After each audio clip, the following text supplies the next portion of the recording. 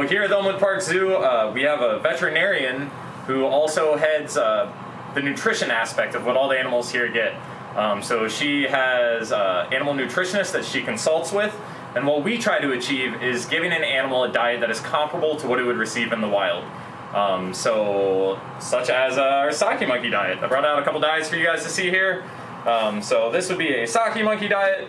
Now in the wild they probably wouldn't be getting hard-boiled eggs, but they would be getting sources of protein. So in order to make sure that they have protein in their diet, we make sure they have hard-boiled eggs and other fun items on enrichment days, which if you talk to other keepers, enrichment being an item that might not be something they get every day, but a specialty thing that they are approved for. Along with the egg, you'll see that there are nice leafy greens. Under the greens, we've got vegetables such as green pepper, bok choy, broccoli. I'll pull them out so you can see them on camera. And it's important that we wear gloves and masks when working with animal diets. The sake monkey being a great example of an animal that may be susceptible to the COVID-19 virus. So we try to make sure to not spread that through our animals here and take the same precautions we would as people. So we've got little pieces of yams, and I think it's important to note the size of the pieces we chop up. When we're doing diet preparation here for the animals, we try to take into account the size of the animal and how they can handle that prep. So those are examples that we do like the leaves nice and big. They also have fruits and whatnot in the bottom. They just start to spill a little bit of lettuce. I don't want to knock their diet everywhere. And in talking about sizes of diets, I can move on to another larger one we have here, which is Joni, our Chicoan peccary, who does get a nice little fruit dish. But aside from the fruit, she'll get much bigger pieces of sweet potato. So this is a piece of sweet potato for a Chicoan peccary, which is going to be a lot larger than for a tiny sake monkey. So just a little size difference. And then moving on the other side of that spectrum would be George, our box turtle, our eastern box turtle. So on the very smallest side, we make sure to chop up very tiny pieces because George the box turtle's mouth is very tiny. So if we were to give George that big piece of sweet potato we were giving to the Chicoan peccary, it wouldn't fare so well with George. George's eyes might get real big and he might be real happy we were giving it to him, but yeah, we try to do much tinier little pieces.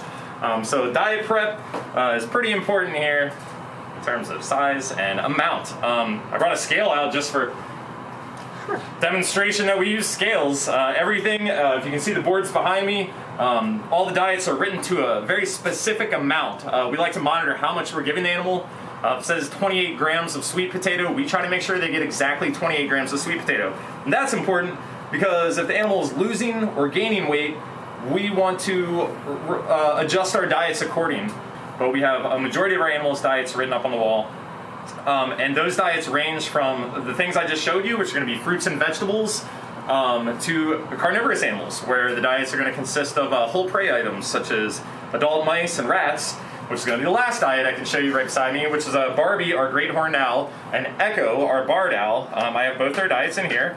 So those are going to be whole prey items. Again, these guys are a large rat and a couple of mice. But we also have a very educated keeper and education staff, and if they feel that an animal should be receiving an item that maybe isn't on the menu, that keeper will go to our veterinarian, Dr. Goodman, and see if we can get that on our approved list. And that all will go through research on what the animal eats in the wild and then what the animal's stomach could handle here in a captive environment. I actually work with our chickens, and the chickens tend to be a very picky eater, which people wouldn't suspect. Yeah, the chickens love watermelon. They hate strawberry. You'd think sweet fruits, they might like them both, but they don't even go after the strawberries. We do have a skunk who gets a special omelet made, and that's an interesting thing where we take her fruits and her vegetables and her kibble, and then we take egg white, mix it up, microwave it, and it comes out smelling like something I would order at a restaurant, minus the kibble. So we also have hibiscus flowers on site that I believe one of our keepers is growing, and I'm sorry, Hank the red-footed tortoise. Yeah, get some tasty hibiscus flowers. Well, I think it's very important what we do here in the commissary in feeding the animals, because the health of our animals should rank more important than anything else we're doing here. So as I mentioned before, if I'm not feeding the correct amount in the diet prep and nobody knows that, it could affect the health of the animal. So I think it's really important that we follow all our guidelines that are set forth from our nutritionist and our veterinarian.